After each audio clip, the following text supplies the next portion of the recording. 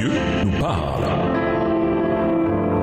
Chaque jour, Charles et Carole vous présentent la leçon de l'école du sabbat.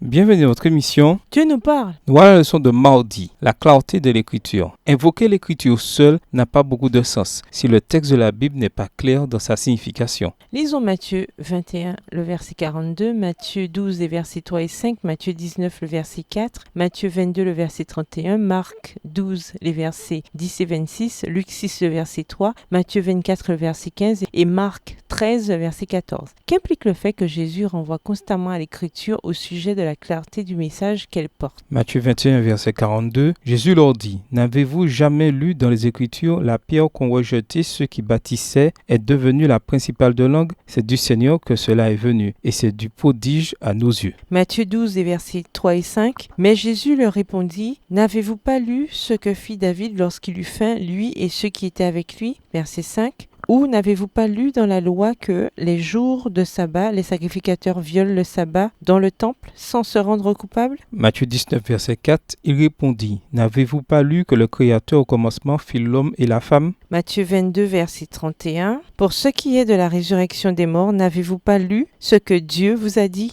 Marc 12, versets 10 et 26. N'avez-vous pas lu cette parole de l'Écriture, la pierre qu'ont rejetée ceux qui bâtissaient est devenue la principale de l'angle? Verset 26. Pour ce qui est de la résurrection des morts, n'avez-vous pas lu dans le livre de Moïse ce que Dieu lui dit à propos du buisson? Je suis le Dieu d'Abraham, le Dieu d'Isaac et le Dieu de Jacob. Luc 6, verset 3. Jésus lui répondit, n'avez-vous pas lu ce que fit David lorsqu'il eut faim, lui et ceux qui étaient avec lui? Matthieu 24, verset 15. C'est pourquoi lorsque vous verrez l'abomination de la désolation dont a parlé le prophète Daniel établie en lieu saint, que celui qui lit fasse attention. Marc 13, verset 14. Lorsque vous verrez l'abomination de la désolation établie là où elle ne doit pas être, que celui qui lit fasse attention, alors que ceux qui seront en Judée fuient dans les montagnes. Le témoignage biblique est sans ambiguïté. La Bible est suffisamment claire dans ce qu'elle enseigne. La Bible est tellement claire qu'elle peut être comprise indifféremment par des enfants et des adultes, notamment dans ses enseignements les plus fondamentaux. Et pourtant, les occasions d'approfondir notre connaissance et notre compréhension sont sans fin. Nous n'avons pas besoin du magistère ecclésiastique pour nous fournir la signification de la Bible. Ces enseignements fondamentaux peuvent être compris par tous les croyants. Elle part du principe que tous les croyants sont des prêtres, plutôt que de restreindre son interprétation à une élite, comme le sacerdoce du clergé. Par conséquent, nous sommes encouragés dans la Bible à étudier l'Écriture pour nous-mêmes, car nous sommes capables de comprendre le message que Dieu nous adresse. On a relevé à juste titre que l'exemple concordant des écrivains de la Bible montre que les Écritures doivent être prises au sens littéral, à moins qu'une image soit clairement voulue. Nous n'avons pas à nous débarrasser de la balle du sens littéral afin d'arriver au grain d'un sens mystique, allégorique, que seul l'initié peut découvrir. Texte tiré du livre Handbook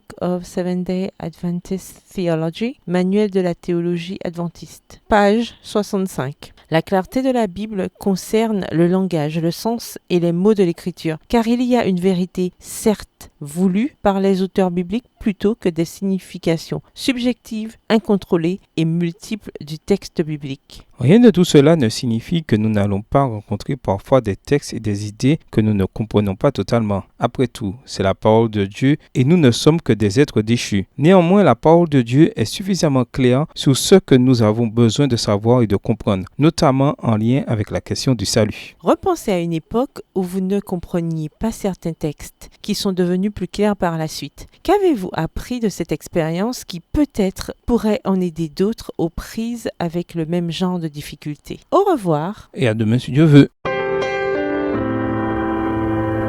Dieu nous parle. Chaque jour, Charles et Carole vous présentent la leçon de l'école du sabbat.